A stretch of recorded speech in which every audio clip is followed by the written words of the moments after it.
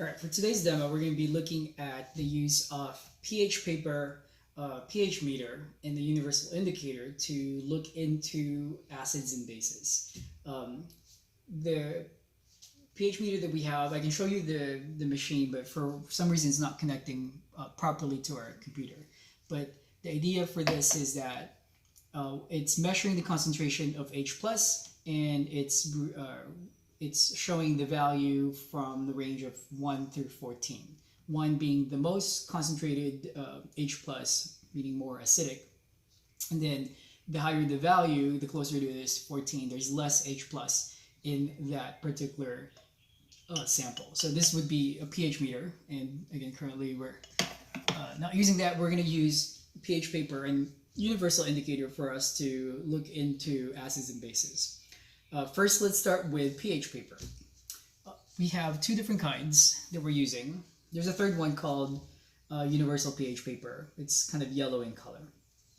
This one is kind of reddish in color, and they call it's pink in color, but they call it red litmus paper.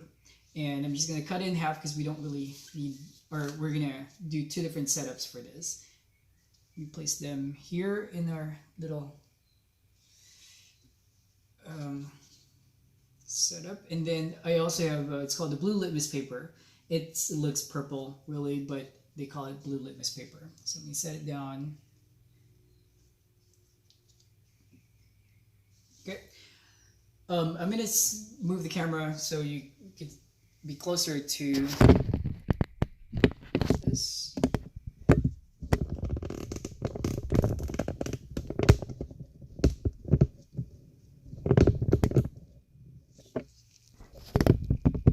So what you can see is our setup, and we have our red litmus paper is on the left, or on this side, and then the blue is on this side. And I have our two different solution. I have HCl and NaOH, and you'll notice that I try to match their concentration. So what I'm going to do is add drops to the red litmus paper and see what will happen. We don't really need that much. So, actually, sorry, let me switch this around, because the idea is we want to test out what will happen to the different color litmus paper when tested with the same exact solution. So I'm going to switch one of our purple ones.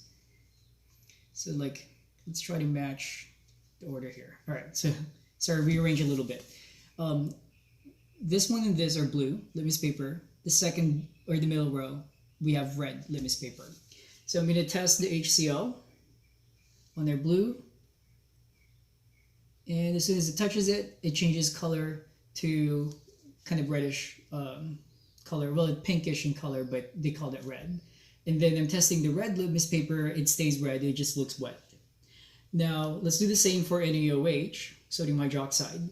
So first with our blue, and it definitely, it looks more purple. So that's an indication the blue paper is staying blue, but it's really purple color.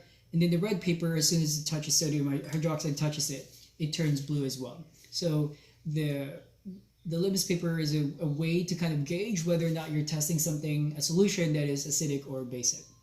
Another way, a more qualitative way of going about this and getting a better range, is using a universal indicator. So many kinds of indicators, and we'll discuss the other ones in our Zoom today. But for a universal indicator, it goes through the whole range of the red and oranges to yellows and greens, and then it goes through blues and purples. So the range is, if it's in the red region, we're dealing with acids, and if you're in the blues and purples, you're dealing with bases. So I'm going to add a few milliliters of HCl into this little measuring cup. I'll move it up so you guys can see better. All right, so about 3 milliliters is the rough estimate there of our HCl. I'm going to add some of our universal indicator.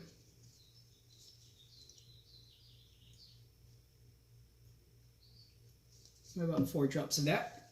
And as you can tell, it looks kind of like reddish, pinkish in color. So that tells us we're dealing with an acid because that was our HCl. I'm just gonna add some water in another cup here. So roughly about the same. And then add our universal indicator to that water.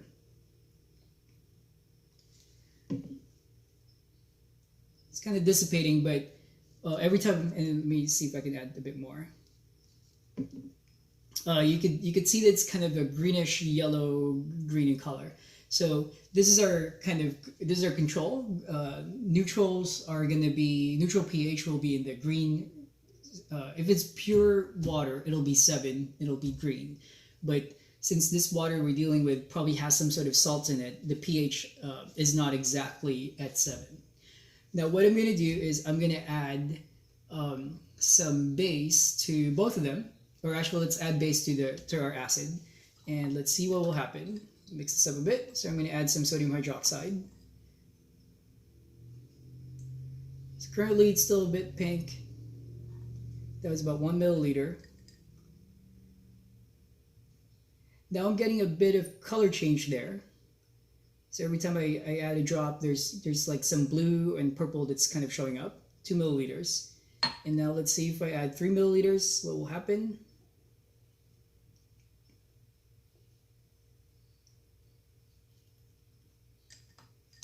So that's about 3 milliliters. Let's add a little bit more. So it's getting lighter and lighter in color.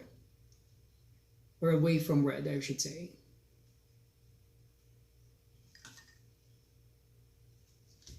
And now that pink or red is pretty much dissipated. In fact, just to make it really more obvious, add more of our base, sodium hydroxide.